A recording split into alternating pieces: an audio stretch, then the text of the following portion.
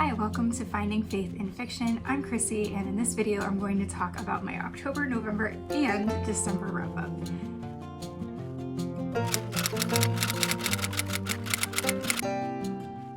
This was a busy 3 months for me. October and November I was away from my home in Thailand visiting family in the United States, and I just decided that prioritizing family time over my reading was important, and didn't read a ton of books in October and November, but I read some really great books in October and November. And December, I'm still wrapping up my last book. It is the 29th here in Thailand where I'm at today when I'm filming. So I have one more book that I'm in the middle of, and then December will be done as well. I did read a few more books in December, however some of them were novellas, so they were a bit shorter. But I would love to just kind of talk through the books I read, since I didn't have time to do wrap-ups each of those months, because like I said, there were some really great books that I definitely want to recommend and talk through. For October, I ended up reading a total of 6 books, and I'm just have printed off my Goodreads books and jotted down some notes here. If you see me looking down, that's what I'm doing. One of them was actually not on my October hopefuls list. I post those over on Instagram every month, books I hope to read that month. The first one was actually one that was just on a sale. It was a free Kindle download, and so I went ahead and grabbed it and actually really enjoyed it, and that was Falling on Main Street, and that is by Tara Grace Erikson.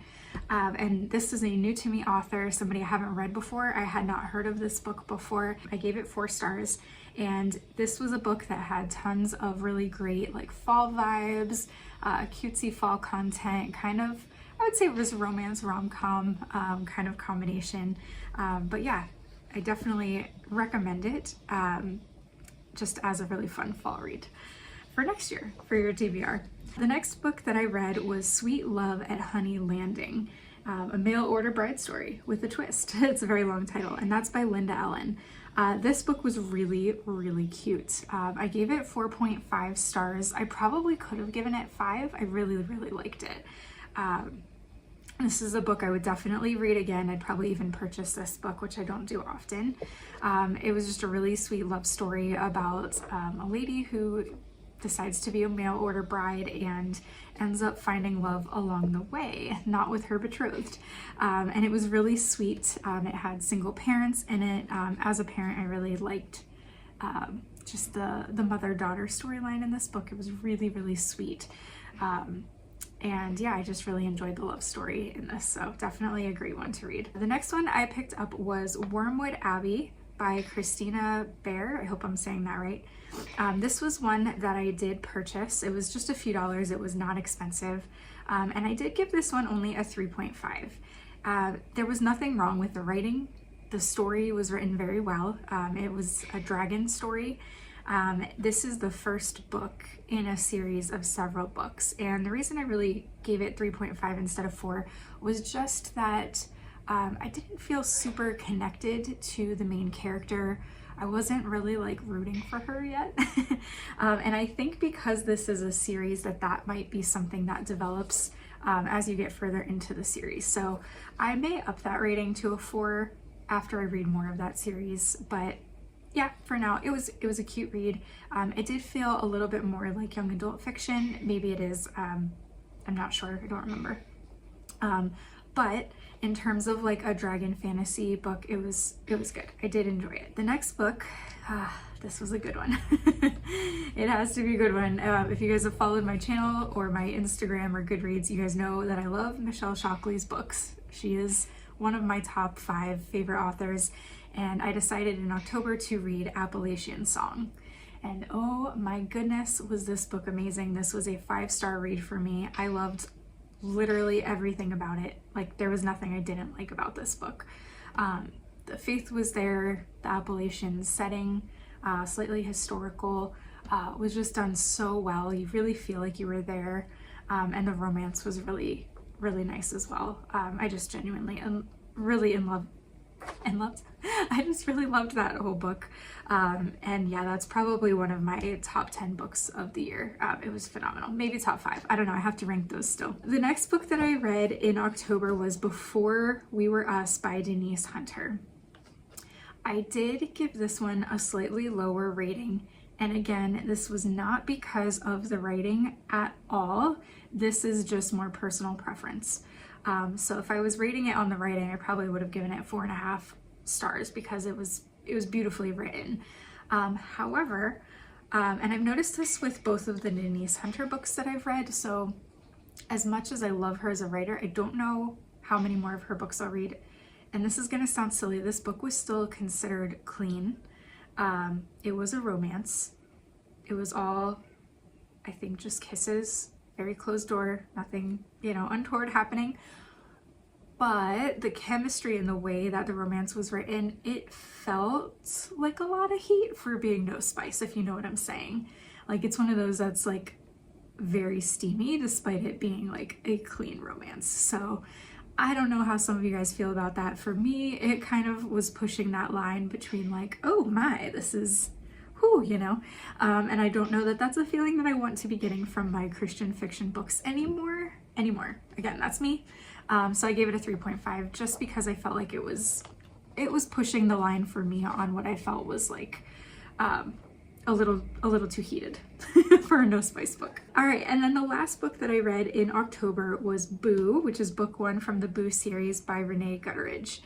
And this was a book that I was really, really excited to read. I was hoping to read through the whole series. This is another one that I did pay for, and it was pricier. I think it was around $10, maybe a little more. And again, that's not expensive for a book, but I just was on a budget. So I did only read the first book. So again, this might be one that as you read through the series, you end up like enjoying it more and more and more. And it's a very high rated book. It was a little bit spooky, but definitely not overly spooky.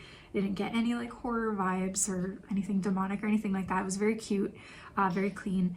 Yeah, I don't know. It was just, I'm trying to think how to say this nicely. It was a well-written book, but it was just strange. It was really strange. And I liked the romance between the main characters a lot. The man was a horror book writer, becomes saved and like stops writing horror books, and the whole town had been like banking on like it being a tourist trap because of this guy's horror books, and they did up the whole Halloween thing. And the girl, who's the female main character, she does not like this guy. She does not like what he did to the town. And the two of them end up falling into a romance. So I liked that part of it, but there was this meddlesome old lady who just felt really icky to me, and maybe she was written that way on purpose, I don't know, but she just really annoyed me. And it really pulled me out of the story a few times where I was just like so irritated with how ridiculous she was. And I think that was part of the point, right? Was just how ridiculous this whole situation was.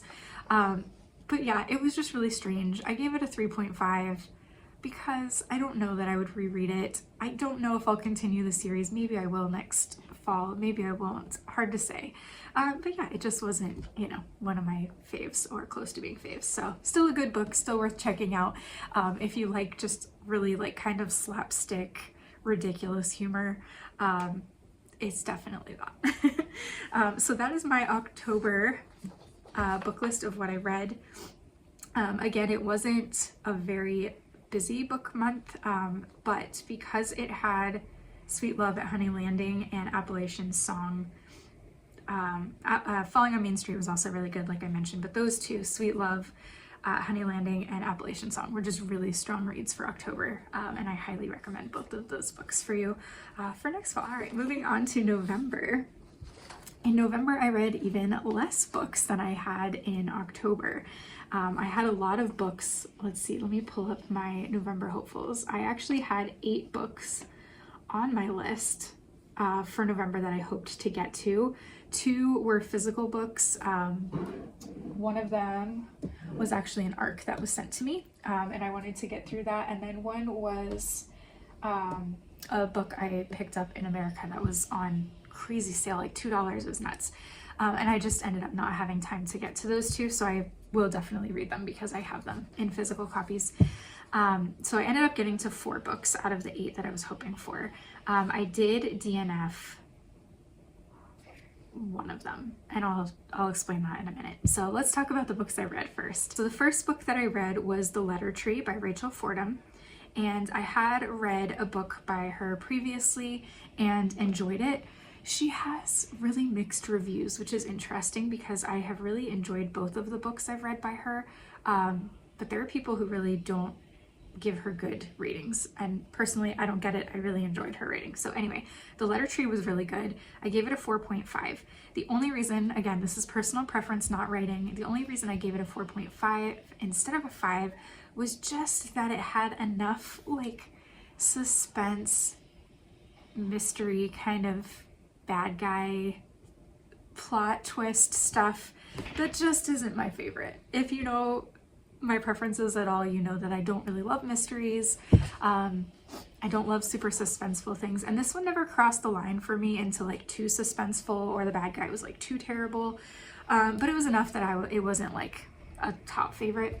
But the storyline was super cute. It's about childhood friends, and they had a falling out, and they end up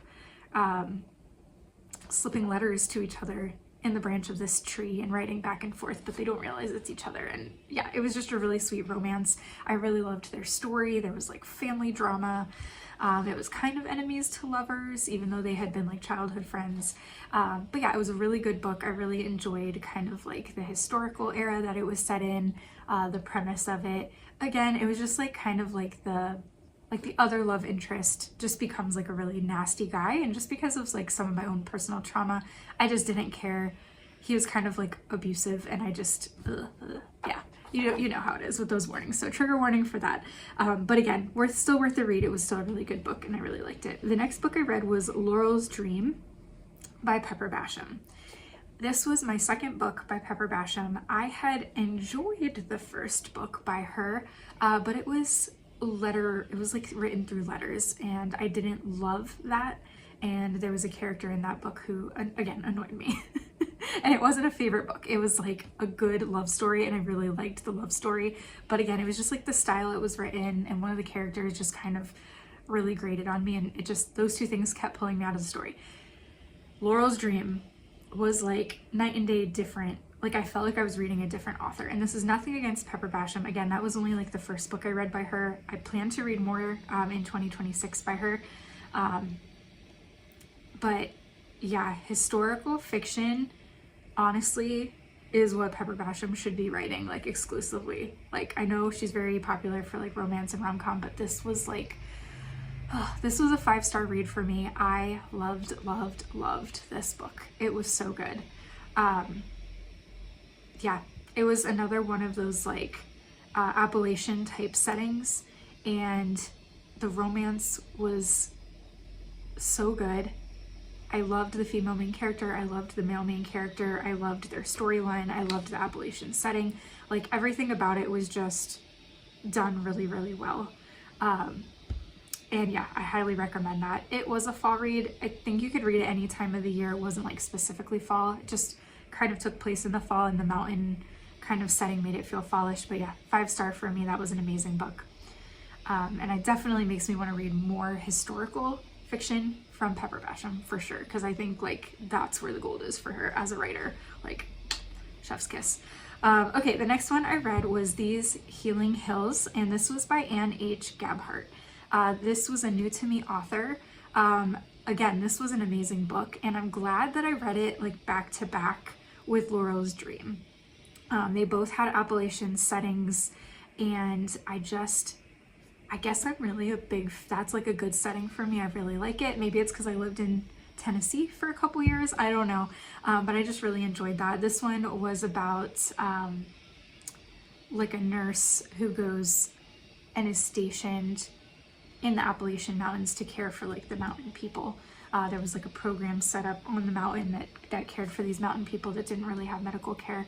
And again, it was like, I liked the main character a lot. She kind of had like some struggles that she was going through. The main character was a mountain guy who had gone away, come back, and their romance was really sweet.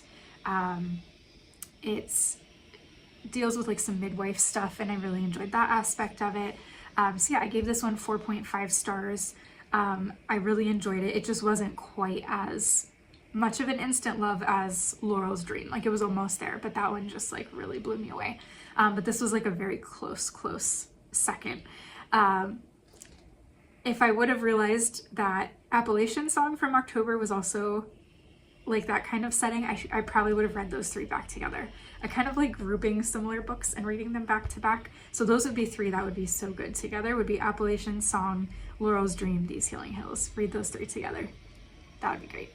Yeah, but definitely highly recommend. Almost 5 stars for me. Nothing I didn't like about it. It was really good. All right, and then the last book that I read was My Stubborn Heart by Becky Wade. And I gave this book 4 stars. I'm trying to remember why I didn't give it 5 stars. I didn't actually write a review for that one. I gave it the lightest read, so it was a little bit more of like, just lighter. I think Laurel's Dream and These Healing Hills were like a little bit deeper and more meaningful. This one was more of like a light romance, which there's nothing wrong with that, and I enjoyed it. It was kind of nice after reading the other two. Oh, this was the one. This girl goes to stay in an old house, and when she comes into town, and the lady that she rents it from, I think it's her grandson, comes, and he has like a whole dramatic backstory, and they end up falling for each other. This one did deal with death of a spouse, so it did have a little heaviness, but the overall story was written really lightly. And again, it was a really nice romance, really good fall settings. So yeah, I gave that one 4 stars, solid book. So that one was a nice fall read as well. All right, that was the 4 for November. All right, let's move on to December. As I said, I'm filming this on December 29th, so I am still finishing my last December book.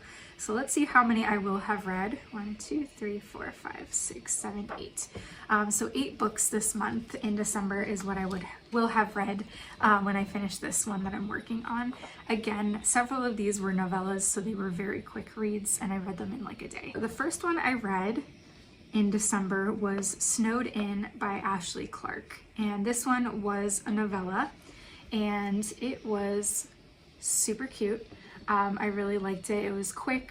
This lady, the main character, gets snowed into this town. She's stuck in this charming cabin. It ends up being like a forced proximity situation where she stays with this guy and his grandma, and they end up falling in love. It was really cute. I really liked it. I wish it would have been a full-length book because I think it would have been a nice full read.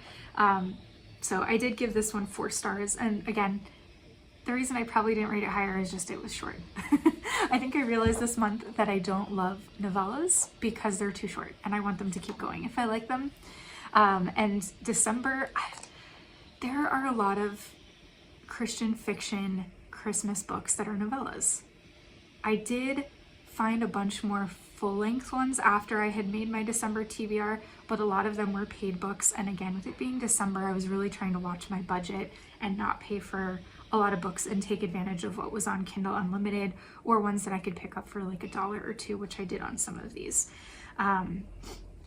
So yeah, I definitely think next year around Christmas time, I'm going to prioritize some of the full-length books that are paid, just because I find that I enjoy them better, and I don't always love the novellas as much. All right, the next book that I read was The Christmas Promise, a Victorian Christmas novella. This one was by Gabrielle Meyer. 5 stars, of course. I don't know if I can read a book by hers that isn't 5 stars. We'll see. This one, again, was a novella. However, I did give this one 5 stars. This one I really wish had been, like, really wish this would have been longer. I loved it.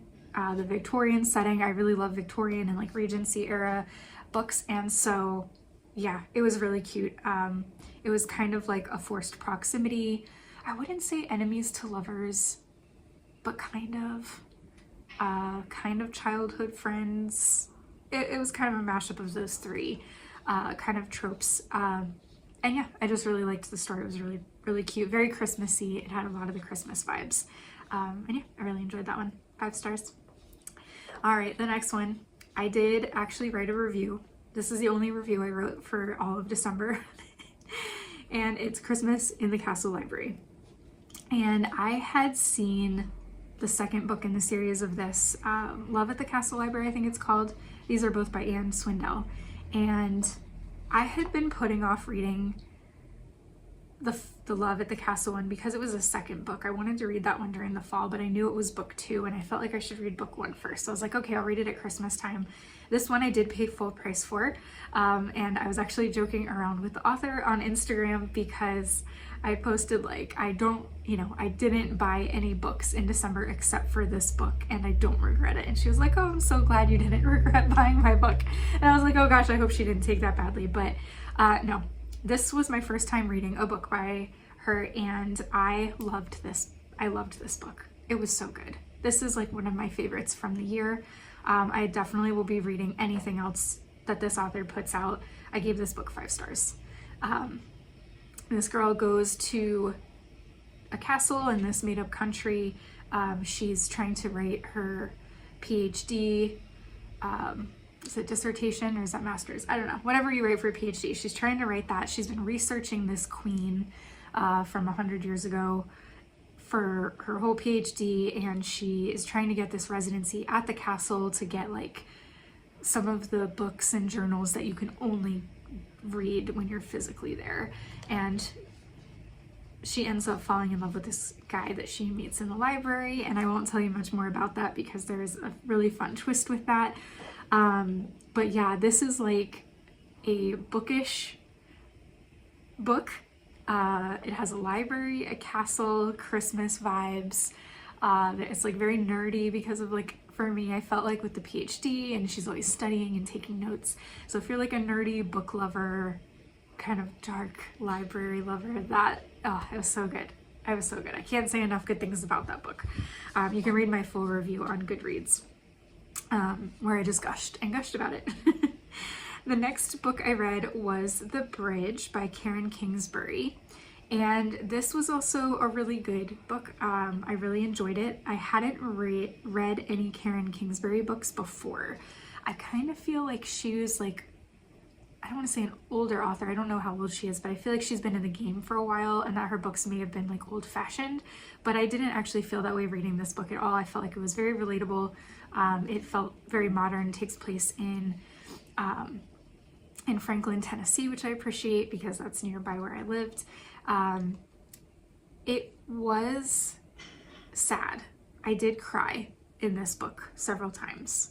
Not like sobbing, but like there were tears. It's kind of dual timeline. There are like, it focuses on kind of like 2 different couples.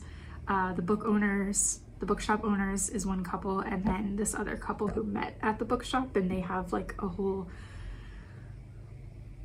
off and on again romance. Anyway, it was really well written. It was a great Christmas book, and I really enjoyed the storyline, so I gave that one 4 stars. The next book I read was A Texas Christmas Carol by Karen Whitemeyer. This was my second book by her, and this one was also a novella. I gave this one 4.5 stars. I really enjoyed it. Karen Whitemeyer typically writes stories that take place in Texas or like the West, Midwest, West, and are usually slightly historical. Again, this was pretty short, but I really, really enjoyed it. It had, Christmas Carol vibes, right? It kind of followed that Scrooge-ish storyline, and I thought it was really well done. I do tend to like retellings of things, and this one was done really well. I wasn't sure with it being a Christmas Carol and like the whole Scrooge, Ghosts of Christmas Past, like how it would be done in a Texas setting, but she pulled it off. I find I really like her writing, so I do recommend that one as a good Christmas read. The next one I read was A Baby for Christmas, a sweet romance. This is book 1 in the Home for Christmas book series, and this one was by Laura Haley McNeil. Again, this was a new to me author, and it was about kind of like a custody battle over this baby. The female main character was given custody of this baby that was her best friend's son. Her and her husband passed away and gave her custody of their baby. The man comes to town looking for the baby because he had found out that he was half brothers with the deceased father of the baby. And he ends up staying with her. They get snowed in. It's like a forced proximity thing. He wants to be close to the baby. She's not happy he's there because he's trying to take the baby away from her, and it ends up being a romance. So I won't give away more than that. But yeah, it was a really cute story. This one had a lot of faith, and yeah, even though it was kind of like they were fighting over a child, like it was still good. And this one was a full-length book, which I appreciated. And I give that one 4 stars. So yeah, really nice Christmas read. I enjoyed the romance a lot. The next one I read was A Very English Christmas. And this one is 3 novellas tied together with like a common story. So the book starts off with this grandmother and her granddaughter in her, like, the grandmother's, like, I don't know if it's an antique shop or like a secondhand shop that she runs.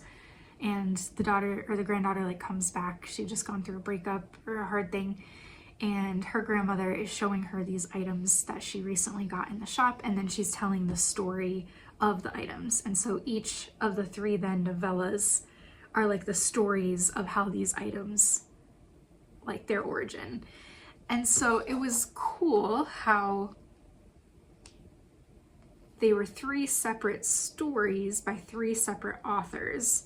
But they were connected through like a common story that kind of popped in between each novella. So I liked that. That was cool. I liked how it almost felt like a full-length book because they were connected. I did find it, just for me, a little hard to like go into the novella and then back out to the main story, and then go into a different novella by a different author and then back to the main story, and then a third one and then back out. So it did kind of feel like yeah, you're being pulled like in and out of stories. I think how they were connected was good. I gave this one, this is probably harsh, I gave this one a 3.5. And again, I think part of it was like you just start getting into the story and then you're yanked out and then you're back to the main story and you're like, it was like a little bit of reading whiplash. And 2 of the novella stories I enjoyed, and one of them I didn't love. And I believe it was the first one that was based off of Jane Austen, which I should have probably liked the most because I love Jane Austen. The language, just for me with that author, it didn't feel super authentic to Regency. It felt kind of forced and like overdone, and that pulled me out of the story. The second 2, there was one with Beatrice Potter, and the other one was related to Dickens. I did really like the Dickens related one. That was probably my favorite of the 3. And then the Beatrice Potter one was cute and I did enjoy it, but it was like okay. So I guess like the first novella I would give like 3 stars. The second one I'd probably give like 4, 4.5, and then the third one I'd probably give like 4. So I don't know, maybe I should have given it a 4 overall. But again, it just, I just didn't love, I don't love novellas, guys. I just don't love it. So it is what it is. 3.5/4 stars for that one. It was a hard one for me to read. I did want to finish it and give all 3 a chance, but I really had to kind of push myself through that one, if I'm being honest. The book that I'm currently reading right now and ending December with is Holly and Nick Hate Christmas. This is by Betsy St. Amant. This is also a new to me author, and I don't know if I bought this one or if it was Kindle Unlimited. I don't remember. If I did buy it, it was like on sale for like $1 or something like that. So I can't say much about this book. It literally is about 2 people who hate Christmas. Holly's brother is Nick's coworker, and the brother Ryan is trying to like connect them. And he's like making excuses for why, but I think he's really trying to matchmake. I don't know, I haven't gotten far enough in to say. So far I'm really enjoying it. I anticipate it'll probably be a 4-star read for me. That's just a guess. We'll see how it goes. But yeah, that is the book that I will end the month with most likely. Probably won't pick up a new one until January after New Year's, just because I know New Year's Eve and this last week of the break will probably be busy, and I'll be, you know, trying to spend time with family while I'm off of work. So that is it, guys. That is 3 months worth of books that I read. I'm hoping to get back into a monthly routine of posting like what my TBR for the month is, and then an end of the month wrap up with a little bit about what I liked or didn't like about the books. Once we kind of get back into a seasonal routine, I guess, back to regular life after the holidays in my house. So thanks for watching. I hope you enjoyed this. Again, there were some books, and I'll link them in the description, but there were some books that I really, really, really loved these 3 months that I highly recommend that you check out anytime or next fall or Christmas. They were just so great, and it would be a shame not to read them. So hopefully you'll find something from this list that appeals to you that you can add to your TBR. All right, thanks for watching. Please subscribe if you'd like to see more content on Christian specific fiction books, and yeah, I'll see you in the next video. Merry Christmas, Happy New Year.